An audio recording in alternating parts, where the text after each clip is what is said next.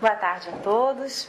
Que nosso Mestre Jesus continue nos amparando, que nós possamos sentir essa harmonia do ambiente, conforme a Luciane falou, penetrando dentro do nosso coração, nos dando a paz que nós precisamos, para que possamos cada vez mais aprender com Jesus a sermos melhores, a fazermos a nossa caminhada nessa jornada da nossa evolução. Hoje o tema que nós vamos tratar é transfiguração. E esse tema, como o Andrew já nos lembrou, foi sugerido na nossa caixa de sugestões. E eu queria aproveitar esse momento para agradecer a pessoa que fez essa sugestão, porque nos possibilitou o estudo desse tema, que foi muito agradável e interessante para mim e espero que seja também para vocês, agora que nós vamos expô-lo. Quando nós falamos de transfiguração, a transfiguração mais importante, mais famosa que nós conhecemos é a transfiguração de Jesus, narrada pelos evangelistas. Esse acontecimento ele foi narrado por 3 evangelistas, tanto por Marcos, lá no capítulo 9, versículo de 2 a 9, tanto por Lucas, também no capítulo 9, agora nos versículos de números 28 a 36, e por Mateus, que foi a narrativa que nós escolhemos para prosseguir os nossos estudos, no capítulo 17, nos versículos de 1 a 9. Mateus nos conta que alguns dias antes, Jesus já tinha começado a preparar os discípulos para o que ia acontecer em Jerusalém. Então, eram alguns dias antes da Páscoa. E nesse dia, Jesus chamou Pedro, Tiago e João para subirem a um alto monte. Estando lá no alto do monte, Mateus nos conta que aconteceu isso. E transfigurou-se diante deles, e o seu rosto resplandeceu como o sol, e as suas vestes se tornaram brancas como a luz. Vendo essa situação, essa narrativa de Mateus, nós podemos imaginar o que será que Pedro, Tiago e João sentiram nesse momento. Todos os evangelistas, apesar de fazerem as suas narrativas com as suas cores próprias, com o seu modo de se expressar próprio de cada um, todos eles dizem que Pedro, Tiago e João, esses discípulos, eles se atemorizaram nesse momento. E é interessante nós vermos que ao longo dos anos, vários artistas procuraram retratar esse acontecimento. E aqui nós temos uma pintura feita por Bloch, por mais ou menos nos anos de 1800, e que foi animada para nos permitir sentir um pouco mais, vivenciar um pouco mais, experienciar aquilo que os discípulos vivenciaram. Então convido vocês a observarem a figura por alguns instantes.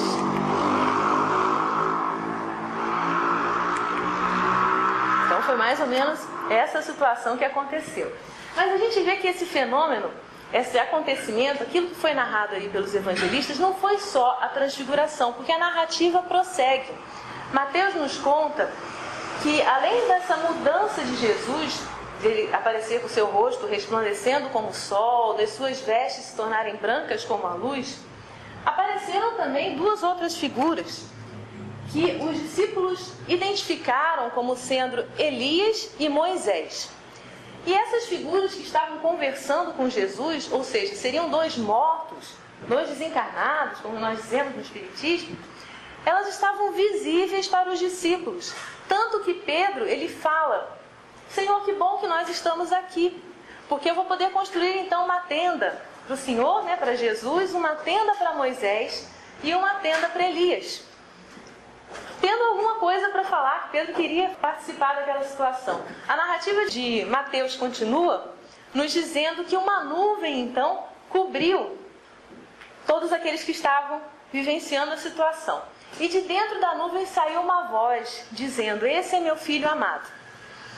Quando a nuvem se dissipou, estavam lá os discípulos ainda atemorizados e só viram a Jesus, que disse então para eles: não precisem ficar atemorizados, podem ficar bem, e não contem o que vocês viram aqui para ninguém, até que eu seja ressuscitado.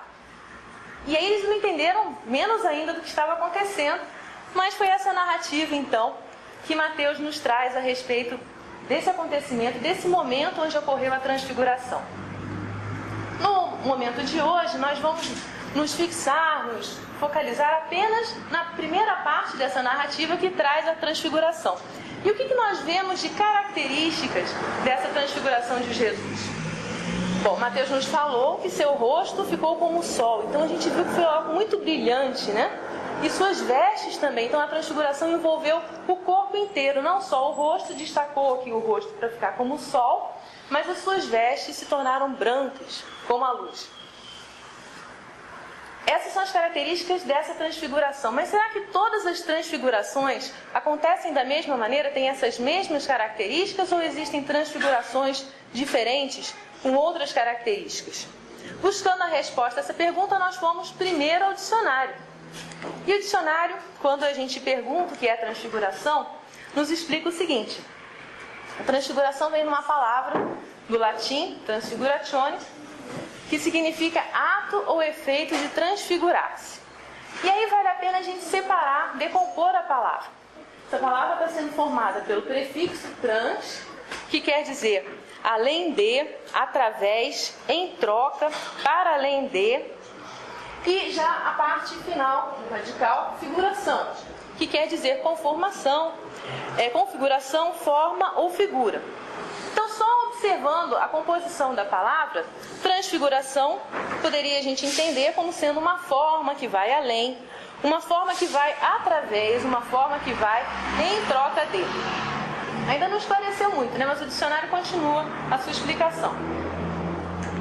Ele nos diz que a transfiguração é uma mudança radical na aparência, no caráter e na forma. É uma metamorfose, uma transformação. Diz ainda que é uma transformação espiritual que exalta ou glorifica.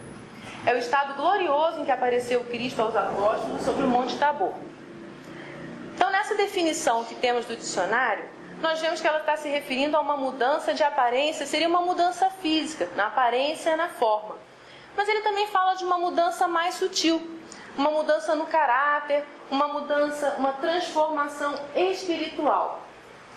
E faz referência à narrativa que nós falamos dos evangelhos, né? O estado glorioso em que apareceu o Cristo aos apóstolos sobre o Monte Tabor. E é interessante essa definição que o dicionário nos traz, o dicionário laico, né? Sem nenhuma conotação ou ligação com religiões, porque quando ele fala desse estado glorioso, e isso é importante porque nós vamos falar um pouco mais à frente, essa glória significa, no seu sentido original, uma autoridade moral, ou seja, um poder que vem de uma autoridade moral. E mais para frente nós vamos relembrar esse ponto. Eu gostaria de falar que esses destaques que nós estamos vendo no texto, esses grifos, eles não estão no original. Eu fui colocando para facilitar o nosso entendimento, a nossa explicação. Agora, o que será que Kardec fala a respeito de transfiguração? Nós fomos buscar também e encontramos essa definição lá no Livro dos Médiuns. O capítulo é o capítulo 7º, que tem por título da bicorporeidade e da transfiguração, item 122. Kardec define transfiguração como sendo um fenômeno que consiste na mudança do aspecto de um corpo vivo. E aqui nós vemos que o codificador está se referindo com aquela mudança que nós conseguimos observar com a nossa aparelhagem física, com os nossos olhos físicos, e que ocorre então com um corpo vivo, com uma pessoa encarnada em seu corpo físico. Ou seja, a transfiguração é essa mudança no aspecto de um corpo vivo em oposição ao seria um corpo inanimado, né? Até agora nós vimos como exemplo apenas a transfiguração de Jesus. Mas como já estamos comentando, existem outros tipos de transfiguração. E nós podemos, pela definição que Kardec nos traz, observar que essa transfiguração pode ir desde uma mudança de aspecto muito pequena, quase imperceptível, até uma mudança muito grande, que foi aquela que nós vimos com Jesus. Uma transfiguração luminosa, que foi registrada pelos evangelistas. Essas transfigurações, elas podem ter causas e, consequentemente, têm efeitos diferentes. Então, para poder fazer o estudo desses fenômenos de transfiguração, nós fizemos uma classificação baseada no critério da causa. O que está dando origem à transfiguração? E aqui é importante nós explicarmos um pouco o que é um sistema de classificação. Nós utilizamos as classificações para podermos entender melhor como nós estamos estudando determinado assunto, para sistematizar um pouco mais o nosso conhecimento, para nortear e com isso podemos chegar a algumas conclusões. Se eu trouxesse para vocês aqui um cesto cheio de lãs e linhas e simplesmente dissesse para vocês, separem, ou utilizando uma outra palavra, classifiquem. cada um poderia fazer de uma maneira diferente, né? Algum poderia pegar aquelas lãs e linhas e separar por cor. Então, separar lãs e linhas claras de lãs e linhas escuras. Outro poderia pegar aquele mesmo cesto de lãs e linhas e separar por tipo de material. Então, separar só as lãs e separando de todas as linhas. Outro poderia utilizar um outro critério, por exemplo, a quantidade. Separar aqueles novelos e os carretéis grandes dos novelos e carretéis pequenos. Uma quarta pessoa podia imaginar um critério combinado. Ia separar por tipo de material e por cor. Então separaria assim lãs claras, lãs escuras, linhas escuras. Então nós vemos que são os mesmos materiais que estão ali no local, mas que podem ser observados por pontos de vista diferentes. E utilizando critérios diferentes a gente pode fazer essa classificação. Fazendo então a correlação, se a gente tivesse esses cestos de vários fenômenos de transfiguração juntos, como é que nós vamos observá-los? O critério que nós estamos definindo aqui é o critério da causa. O que deu origem àquela transfiguração? Logicamente não é um critério absoluto, porque a gente pode observar esses mesmos fenômenos por outros tipos de critérios. Mas agora o que nós vamos utilizar é o critério da causa. E nós observamos que existem 3 causas para o fenômeno da transfiguração.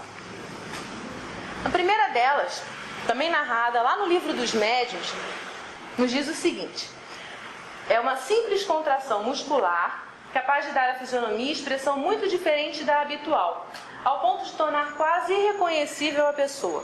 Essa definição se encontra lá no livro dos Médiuns, que a partir de agora eu vou abreviar como LM, no capítulo 7º, aquele que nós já falamos da bicorporeidade da transfiguração, no item 123.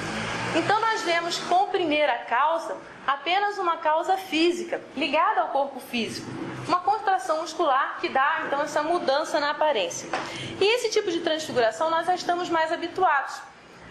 Nós costumamos utilizar um termo, quando uma pessoa está muito feliz, nós dizemos que a pessoa está radiante. Com isso está expressando muito mais do que só o que a palavra está dizendo. Ela muda a sua fisionomia de tal forma que parece que ela está brilhando ali, irradiando. Da mesma maneira, quando nós ficamos muito enfurecidos, se por acaso nós cruzamos com o espelho, é capaz de a gente tomar um grande susto, porque a gente também muda completamente a nossa fisionomia. E esse tipo de transfiguração, para o lado negativo, é que a gente deve evitar, né? Mas essa transfiguração, então, essa transfiguração com a causa simplesmente física de uma contração muscular, é a primeira que nós observamos. Há uma segunda causa de transfiguração que também está relatada lá no livro dos Médiuns. E é a seguinte, é que se baseia na teoria do perispírito ou irradiação fluídica do perispírito. Ela está tanto no livro dos Médiuns, no capítulo 7, no item 123, como no livro A Gênese, que aqui eu estou abreviando só pela letra G. Então a Gênese é a 5ª obra da codificação. Nós estamos falando desse livro dos Médiuns, então da primeira definição. E agora na segunda definição estamos usando tanto o livro dos Médiuns quanto a Gênese. E quando a gente fala, então, teoria do perispírito, irradiação fluídica do perispírito, afinal de contas, o que nós estamos querendo dizer? Para entender um pouco mais dessa teoria, dessa causa de transfiguração, é importante a gente relembrar alguns conceitos sobre perispírito. E sobre perispírito a gente encontra em todas as obras básicas alguma referência. Então vamos começar pelo começo, né? Primeira obra da codificação, Livro dos Espíritos. Lá nas questões de número 93 a 95, Kardec faz questionamentos aos espíritos a respeito de perispírito. E nós temos a seguinte resposta: o perispírito ele serve de envoltório ao espírito propriamente dito. E nós vemos que os espíritos complementam essa resposta dizendo que é uma substância vaporosa para os nossos olhos, mas ainda bastante grosseira para nós, os espíritos, e que tem a forma que o espírito queira. Então nós vemos que Kardec, ele criou essa palavra perispírito, fazendo uma correlação. Ele perguntou se o espírito não tem nada que envolvesse ele. E os espíritos responderam que tem, que é uma substância que é vaporosa para os nossos olhos físicos, mas que ainda é muito grosseira para os olhos daqueles espíritos superiores que estavam respondendo. E essa substância, como é que ele inventou esse nome, né?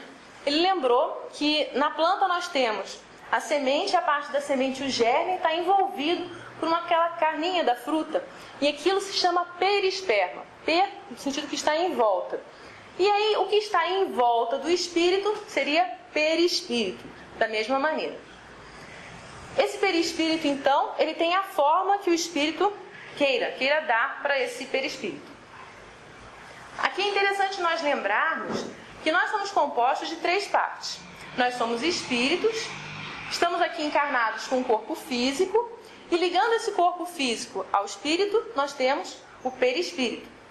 Quando nós desencarnamos, o corpo físico fica aqui, vai se decompondo, e nós prosseguimos a nossa jornada evolutiva. Nós, espíritos, com o nosso corpo fluídico, que é o perispírito. Prossigamos. Então, mais um pouquinho sobre perispírito, agora na obra A Gênese. Lá no capítulo 14, que fala dos fluidos, nos itens 7 a 12.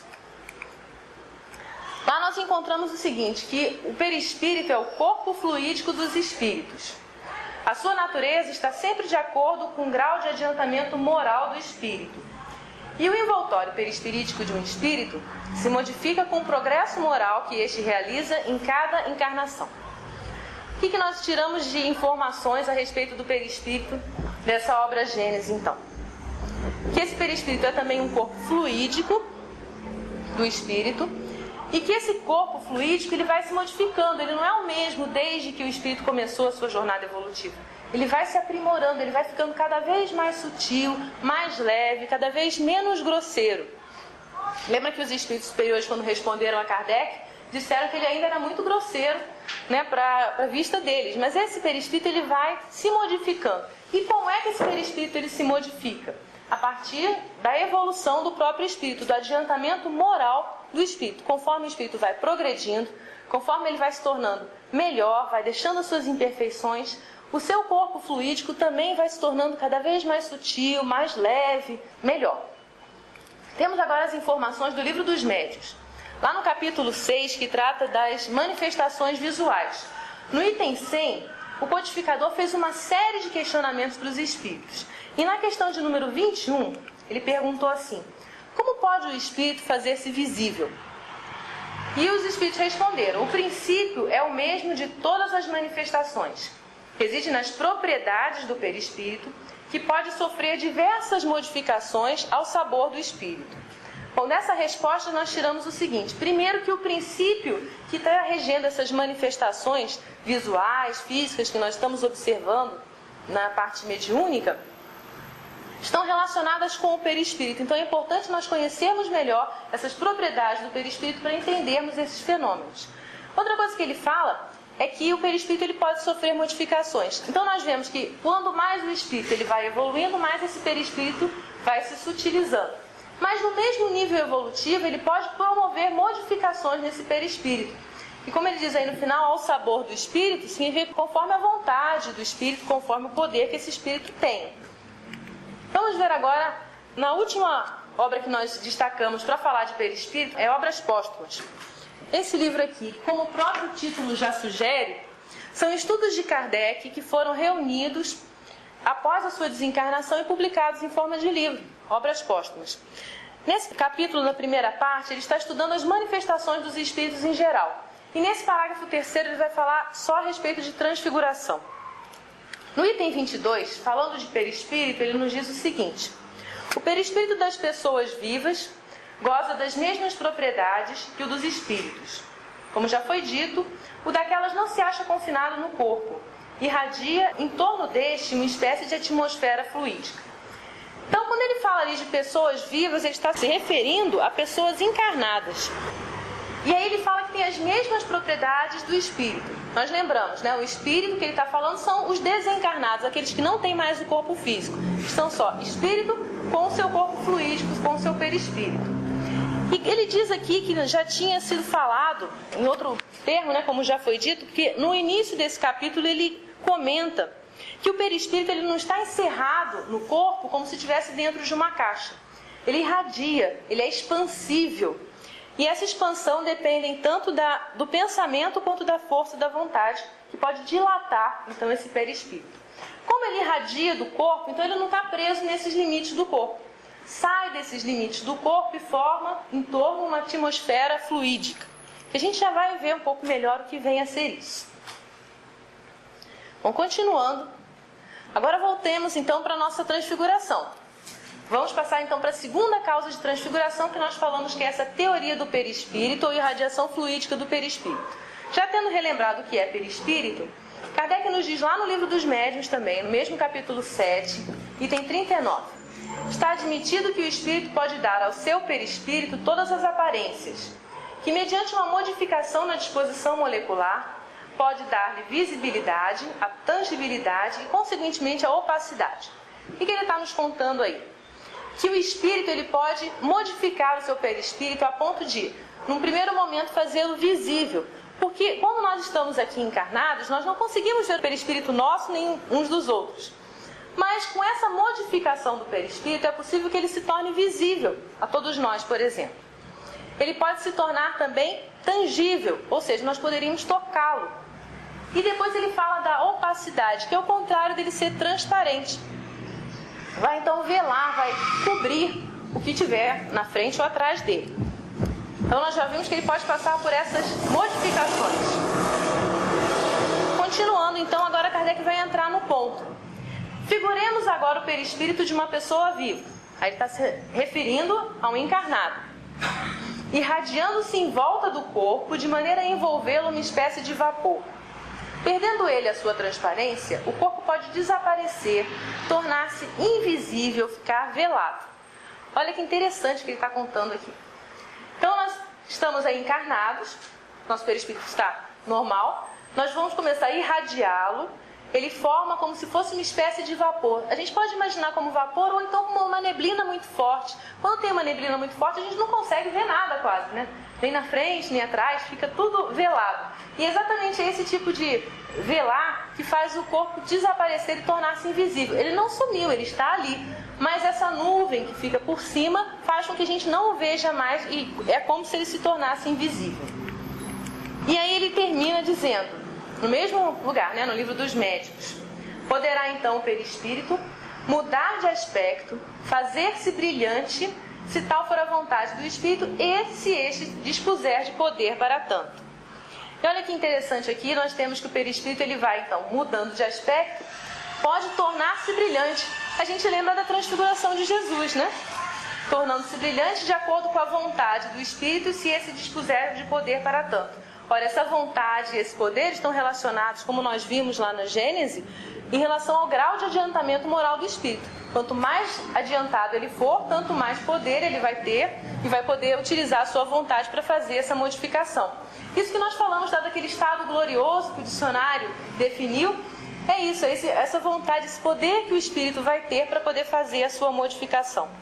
Então, agora que a gente já tem essas explicações, convido a todos a voltarmos a observar aquela figura, aquela pintura que nós vimos no início. Ela se chama A Luz de Tabor, na Transfiguração. Como falei, é da década de 1800. O pintor é esse Carl Henry Bloch. O que aconteceu aí nesse fenômeno? Que a gente pode observar. Jesus, então, expandindo seu perispírito, e como ele é o espírito mais evoluído que já veio à Terra, tinha todo o poder e podia usar muito plenamente a sua vontade para transformar, mudar o seu aspecto e tornar, então, esse perispírito brilhante. Como nós imaginamos que todos os espíritos superiores devam aparentar ser, né? Ainda sobre a teoria do perispírito e da irradiação fluídica do perispírito, vale a pena a gente destacar mais alguns pontos.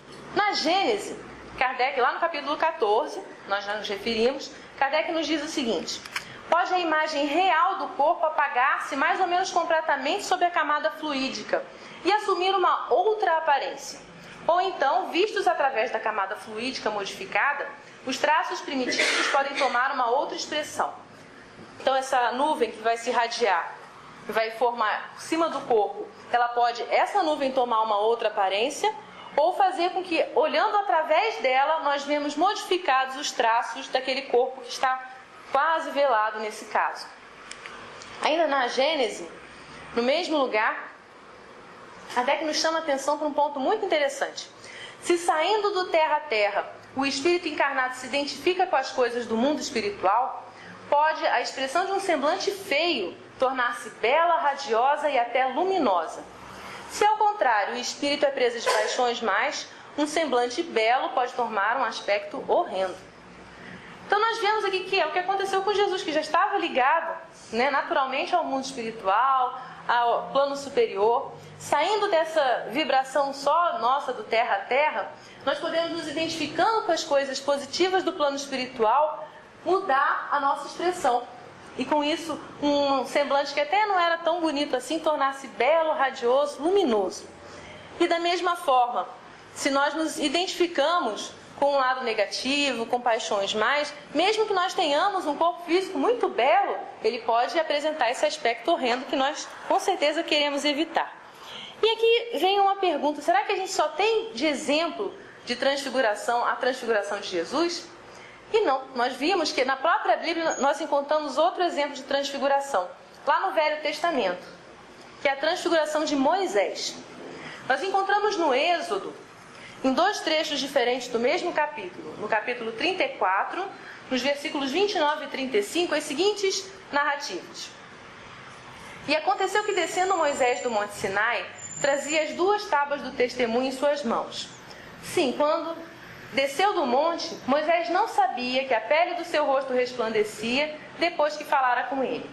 Então nós vemos aí que Moisés tinha tido aquele contato com o plano superior, ele fez aquela transfiguração. Kardec nos disse, né, que quando a gente sai do terra a terra, a gente se identifica com o plano superior, a gente pode se tornar dessa maneira radiosa, luminosa.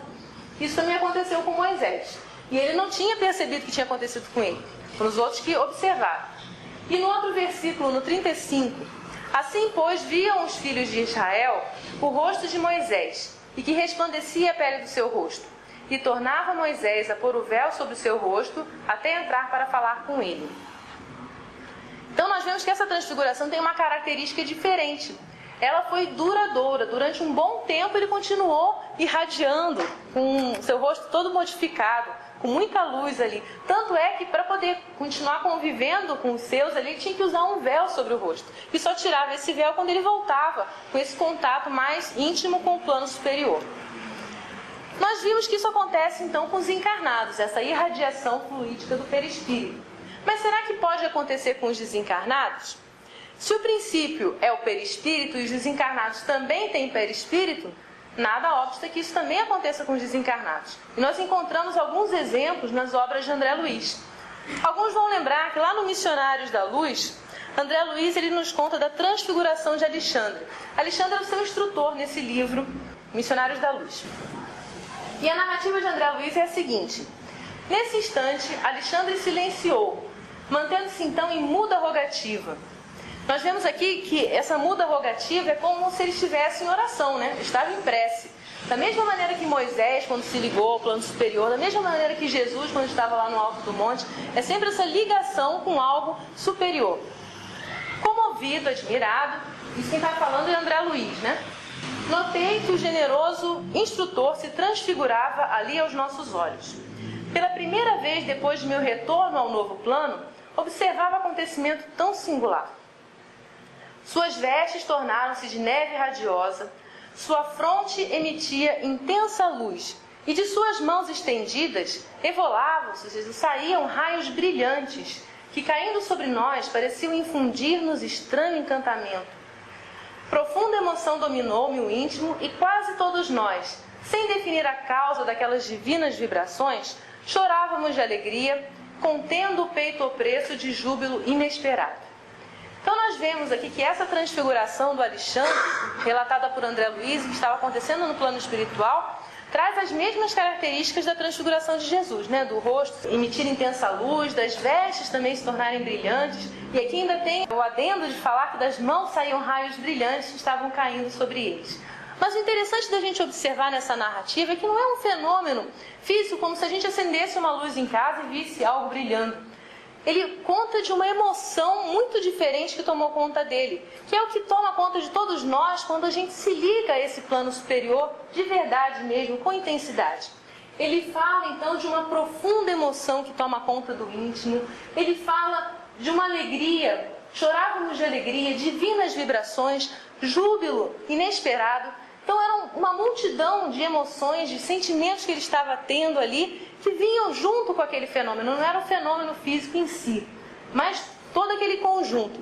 E fazendo a relação agora com o que os discípulos deviam ter sentido quando não Alexandre, que é um espírito que está em evolução como nós, mas Jesus, o espírito mais evoluído que nós já conhecemos, fez essa transfiguração. Imagina que onda de sentimentos e de emoções os discípulos foram tomados ali. Talvez o temor que os evangelistas narraram era porque eles não sabiam descrever de uma outra maneira o que estava acontecendo dentro deles.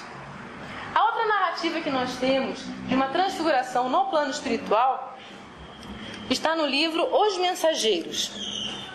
E é a transfiguração de Ismalha e de outros trabalhadores que estavam ali com Ismalha. André Luiz nos conta assim: observando-a por um momento, reparei que a esposa de Alfredo, que é a Ismalha, se transfigurara. Luzes diamantinas irradiavam de todo o seu corpo, em particular do tórax, cujo âmago parecia conter uma misteriosa lâmpada acesa. Nesse caso, ele vai contar aqui embaixo, né? Em vista da ligeira pausa que imprimira a oração, olha, ela estava em oração também. Todos eles estavam em oração. Novamente, aquela ligação que a gente tem com o plano superior. Observei a nós outros, verificando que o mesmo fenômeno se dava conosco. Aqui ele já observou de uma maneira diferente. Não era apenas uma pessoa que estava transfigurada, mas outros também estavam. Embora menos intensamente. Cada qual parecia ali apresentar uma expressão luminosa, gradativa. E ele fala: as senhoras que acompanhavam Ismalha estavam quase semelhantes a ela, como se trajassem soberbos costumes, são trajes, né, radiosos, em que predominava a cor azul. Então nós vemos que essa transfiguração, ela além de ser luminosa, ela é colorida. Elas estavam então de azul. Depois dela, em brilho, vinha a luz de Aniceto. Aniceto era o instrutor de André Luiz nesse livro, Os Mensageiros, de um lilás surpreendente. Vicente e eu mostrávamos fraca luminosidade, a qual, porém, nos enchia de brilho intenso, considerando que a maioria dos cooperadores em serviço apresentava o corpo obscuro, como acontece na esfera carnal. Então aqui nós vemos uma outra descrição de transfiguração que traz algumas características diferentes, né, como as cores. E não era só uma pessoa que estava se transfigurando, mas todo o grupo ali que estava se unindo naquele momento de oração. Agora nós vamos passar para a terceira causa de transfiguração.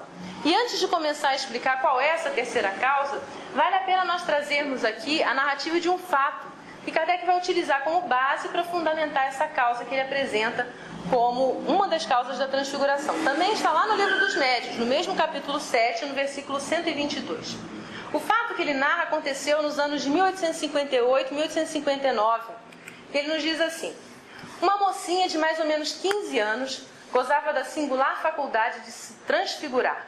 Isso é, de tomar, em dados momentos, todas as aparências de certas pessoas mortas. Tão completa era a ilusão que os que assistiam ao fenômeno julgavam ter diante de si a própria pessoa, cuja aparência ela tomava, tal a semelhança dos traços fisionômicos, do olhar, do som da voz e até da maneira particular de falar. Então aqui é uma transfiguração com algumas características diferentes. A gente não está falando nada de luminosidade, mas a gente está falando de uma mudança de aparência. E ele destaca aqui que ele tomava a aparência de certas pessoas mortas, que a gente sabe que são os desencarnados, né? E aqui ele falava que não era só o aspecto que ela mudava, mas ela mudava, além dos traços fisionômicos, o olhar, o som da voz, a maneira particular de falar. Parece que está acontecendo algo mais ali do que uma simples transfiguração baseada na irradiação fluídica do perispírito, como nós vimos agora na segunda causa. Kardec continua a narrativa nos dizendo: tomou em várias ocasiões a aparência de seu irmão que morrera alguns anos antes. Aí vale a pena a gente dar uma paradinha. Ela tinha 15 anos, a gente supõe, porque ele vai falar depois, que o irmão era mais velho que ela e tinha desencarnado. Então a gente vê que eles foram contemporâneos, eles viveram provavelmente juntos ali. Então são dois espíritos diferentes, cada um encarnou no seu próprio corpo, né? Reproduzia ele não somente o semblante, mas também o porte e a corpulência. Então nós vimos que ela apresentava toda a forma física do irmão que já tinha desencarnado. E aí vem uma parte que é genial, que é o que faz com que a gente possa estudar mesmo o Espiritismo mais a fundo. Porque da mesma maneira que Allan Kardec, quando viu o fenômeno das mesas girantes, ele não ficou só detido no que estava acontecendo ali, mas procurou buscar a causa do que estava acontecendo, estudar mais a fundo de verdade, não apenas se divertir, como a maioria das pessoas estava querendo naquelas ocasiões. Nessa narrativa ele conta que um médico do lugar teve esse olhar assim mais científico e ele fez a seguinte experiência. Um médico do lugar, testemunha que fora muitas vezes desses estranhos efeitos, pesou a moça no estado normal e no estado de transfiguração. E verificou que no segundo estado o peso era quase o duplo do seu peso normal. Olha que ideia genial então que ele teve. Ele pesou a moça, digamos que ela seja bem magrinha e pesasse 40 quilos. E quando ela estava transfigurada, apresentando a aparência do irmão, que era grandão, forte, pesou-se de novo e estava lá quase 80 quilos. Então tinha uma coisa muito diferente acontecendo ali, não era só uma mudança no aspecto, mas até o peso estava variando. E o que podia estar acontecendo ali? Não era uma contração muscular, aquela primeira causa que a gente viu da transfiguração. Não era só a irradiação fluídica do perispírito, apesar de poder mudar de forma, ali estava uma mudança muito significativa. E Kardec apresenta para a gente a terceira causa da transfiguração. É a teoria do perispírito, que nós já vimos, a irradiação fluídica do perispírito, mas com a combinação de fluidos de espíritos diferentes. Até aqui, era o próprio espírito, o próprio encarnado que estava fazendo as modificações no seu perispírito. Nesse caso, a gente tem a combinação de perispíritos, de espíritos diferentes, do encarnado, no caso, com o desencarnado, e aí fazendo as modificações. Kardec nos explica lá no Livro dos Médiuns da seguinte maneira: um outro espírito, combinando os seus fluidos com os do primeiro, ou seja, com aquele encarnado, poderá, a essa combinação de perispíritos, imprimir a aparência que lhe é própria, ou seja, a aparência que era do espírito, de tal sorte que o corpo real desapareça sobre o envoltório fluídico exterior, cuja aparência pode variar à vontade do espírito. Então eles deixavam de ver o corpo da moça ali e estavam vendo o corpo realmente do irmão dela.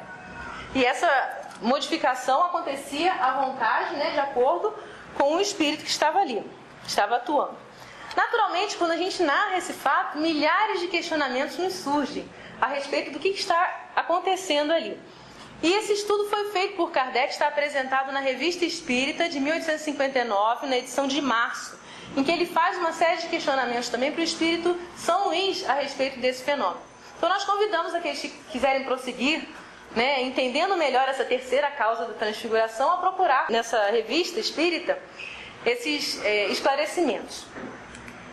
Resumindo então, a transfiguração teria 3 causas. A primeira delas, uma simples contração muscular relacionada ao próprio corpo físico. A segunda é uma irradiação fluídica do perispírito, ou seja, o perispírito se expandindo e permitindo que fosse modificado a partir da vontade, da ação do próprio espírito. E a terceira é também a irradiação fluídica do perispírito, mas com a combinação de fluidos de espíritos diferentes. Aí então acontecendo uma combinação de fluidos desses espíritos diferentes, do encarnado e do desencarnado.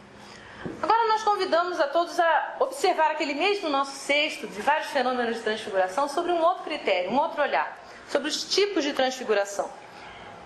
E Kardec que nos esclarece lá no livro Obras Póstumas, nós já citamos no parágrafo 3º de transfiguração, no item 22. Ele nos diz assim a respeito dos tipos de transfiguração: o fenômeno da transfiguração pode operar-se com intensidades muito diferentes, conforme o grau de depuração do perispírito, grau sempre correspondente ao da elevação moral do espírito. Cinge-se às vezes de uma simples mudança no aspecto geral da fisionomia, enquanto de outras vezes dá ao perispírito uma aparência luminosa e esplêndida. Então, observando sob o ponto de vista de tipos de transfiguração, nós temos intensidades diferentes que vão variar de acordo com o grau de elevação do espírito, no fim das contas, porque esse grau de elevação é que vai modificar o perispírito. E aí a gente tem só uma pequena modificação da fisionomia até chegar naquele ponto máximo que nós temos em Jesus, da transfiguração luminosa. E Kardec nos chama a atenção para um ponto interessante aqui. Esses fenômenos talvez pareçam singulares, ou seja, únicos, mas somente por não se conhecerem ainda as propriedades do fluido perispirítico. Este é, para nós, um novo corpo, que há de possuir propriedades novas, e que não se podem estudar senão pelos processos ordinários da ciência, mas que não deixam, por isso, de ser propriedades naturais, só tendo de maravilhosa novidade. Então, a gente talvez ache que esses fenômenos sejam estranhos, assim, maravilhosos. Maravilhosos só no sentido de que realmente a gente se maravilha em ver quanto ainda da lei de Deus a gente não conhece, quanto das leis naturais a gente ainda não conhece. Nós precisamos nos aprimorar nesse estudo. E considerando que o perispírito não é que ele seja um novo corpo que a gente não tem, não, a gente já tem ele, é o mesmo perispírito, mas para nós é um novo campo de estudos. E como ele fala ali que a gente pode estudar pelos processos ordinários da ciência, a gente se lembra da ciência que a gente aprendeu lá na escola, né? Será que foi assistindo apenas uma aula, ou lendo apenas um livro, que a gente conseguiu se graduar, né, na cadeira de ciências da escola, seja no ensino fundamental, seja no ensino médio? Claro que não, né? A gente lembra do esforço que todos fizemos para poder passar por tudo isso. Várias aulas, vários livros, a gente às vezes ia para a biblioteca, ouvia determinados filmes, ou visitava museus. Então a gente procurava se aplicar no conhecimento de várias maneiras para poder conseguir absorver aquele pouquinho de ciência que nós sabemos que é muito mais vasto. Então, se alguém quer se aplicar numa determinada ciência hoje, fica anos a fio estudando, se aprofundando naquele ponto. Com o perispírito não vai ser diferente. É também ciência, a gente precisa se aprofundar cada vez mais, se estudar, se debruçar nos livros mesmo, observar as experiências que já foram feitas, para poder conseguir compreender cada vez melhor essas propriedades do fluido perispirítico e entender cada vez melhor esses fenômenos, não só de transfiguração, mas como nós vimos de todas as manifestações visuais.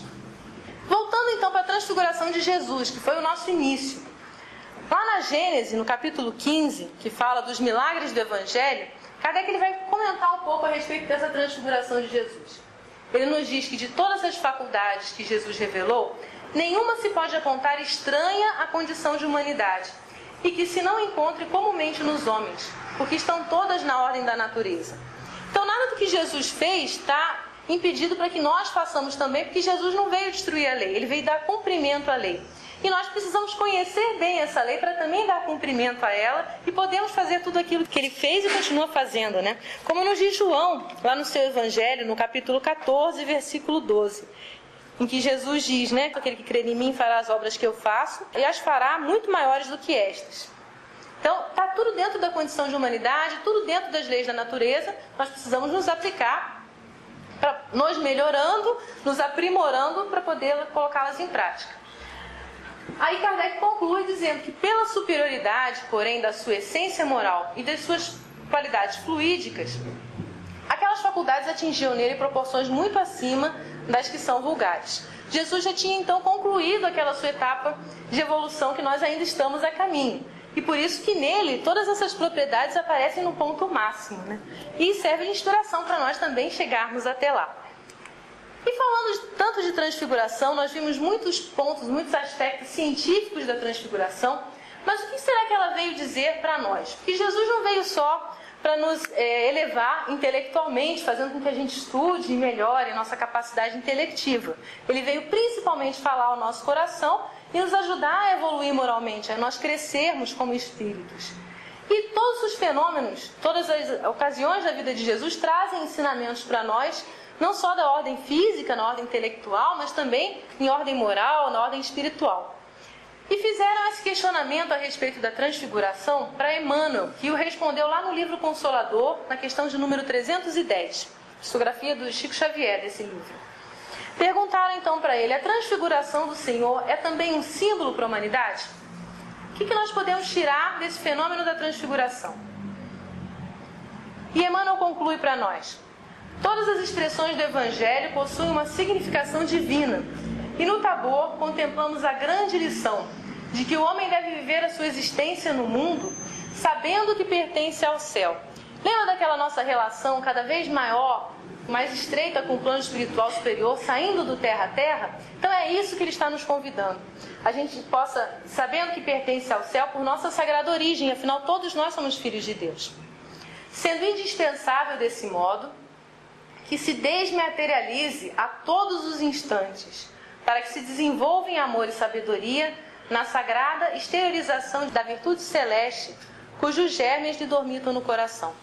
Então, cada vez que a gente se aprimora, cada vez que a gente melhora alguma coisa em nós, desenvolve alguma virtude, a gente está se desligando da Terra, se desmaterializando, sublimando o nosso perispírito e possibilitando que a gente também participe desse fenômeno de transfiguração, irradiando luz.